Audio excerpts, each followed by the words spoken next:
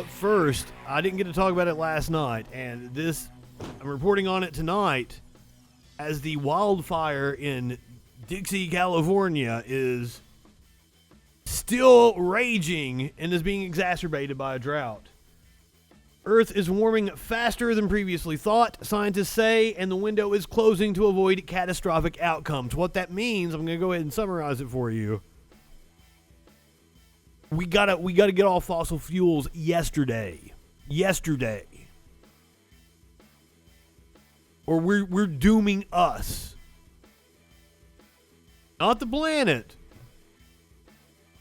I watched the Young Turks segment on this, and Chank said, my wife said, well, the planet will just shrug us off. The planet will be fine. I'm like, that's a George Carlin bit, sir. Your wife didn't say that shit. Maybe she did, but she was quoting George Carlin. Make that perfectly clear. What's up, Robo?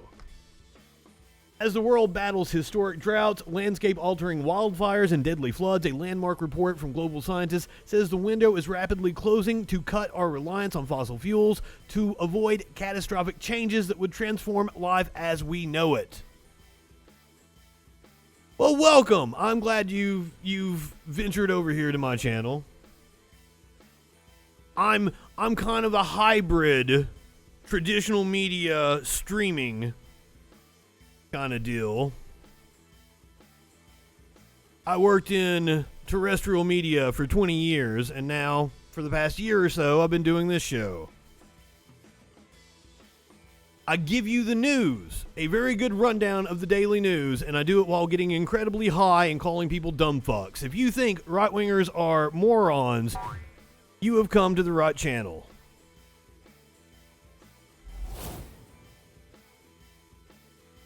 The State of the Science report from the United Nations Intergovernmental Panel on Climate Change says the world has rapidly warmed 1.1 degrees Celsius higher than pre-industrial levels and is now careening towards 1.5 degrees, a critical threshold that world leaders agreed warming should remain below to avoid worsening impacts. By the way, I'm going to get slammed by maybe a hurricane. We don't know exactly if it's going to be a hurricane yet over this coming weekend. So, yay! Only by making deep cuts to greenhouse gas emissions while also removing carbon dioxide from the atmosphere, technology we do not have yet. They're talking about carbon capture technology that does not exist. Only then can we halt the precipitous trend. Bottom line is that we have 0 years left to avoid dangerous climate change because it's here. This is according to Michael E. Mann, a lead author of the IPCC's 2001 report. Unlike previous assessments, Monday's report concluded it is unequivocal that humans have caused the climate crisis and confirms that widespread and rapid changes have already occurred, some of them irreversibly. But hey, we've still got Republican assholes arguing about it in the Senate. Here is Bernie Sanders arguing with a Republican asshole. Simply prohibit any ban on hydraulic fracturing. Such a ban would raise Americans' cost of living, weaken our national security, and of course, actually enhance greenhouse gas emissions. This is during talk about the infrastructure bill that we're going to go over here in a second. U.S. oil production has doubled, and natural gas production I'm not high enough for this shit. 60%.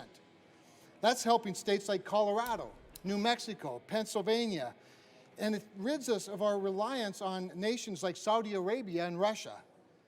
And, by the way, banning fracking. You know what would also rid us of our reliance on nations like Saudi Arabia? Who is our ally, by the way? Ironically, Mr. President, that ass. A ban on fracking would also increase global greenhouse gas emissions. Energy Secretary Clean energy would reduce our reliance on Saudi oil. The dirtiest form of natural gas on earth, unquote. And she's right. Emissions from Russian natural gas are over 40% higher than ours. Democrats' fracking ban would be bad for North Dakota and our nation and the environment. And I urge you know what's bad for North Dakota? All the fucking earthquakes they're seeing because of the fracking. Their water catching on fire from their faucets. My colleagues to vote yes. The Senate will come to order. Senators, please take their conversations off of the Senate floor. The Senator from Vermont. Mr. President, I would urge my Republican colleagues to read the recent IPCC report. And if they did, they would find that it is now unequivocal that climate change is caused by human activity. And we are seeing what climate change is doing with our own eyes. We can no longer be blind to this reality. We are seeing the intensity. The air quality in my state on the other side of the fucking country is being affected by the wildfires on the West Coast. And the increase in forest fires. We are seeing more extreme weather disturbances. We are seeing rising sea levels that will soon threaten the habitability of great American cities. And I'm still seeing asshole right-wingers arguing in the comments saying like, oh, all the predictions didn't come true. Motherfucker, we've exceeded the predictions. Miami floods on sunny days. Venice has to shut the fuck down for months on end because they're flooded. Whole islands have disappeared off the earth. Miami, New York, and Charleston. We are seeing the acidification of the oceans that threaten fishing and marine life. The coral reef is dying. Disease.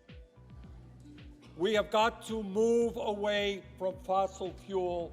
We have got to end fracking. I urge a no vote on this amendment. The question is on the amendment. Is there a sufficient second? There is. The clerk will call the roll. Ms. Baldwin, Mr. Barrasso, Mr. Bennett, Mrs. Blackburn, I believe the vote failed. Mr. Blunt, Mr. Are we gonna get the answer here? They're gonna cut us off. We'll find out when we go over all the ins and outs of the infrastructure bill, which passed the Senate earlier today.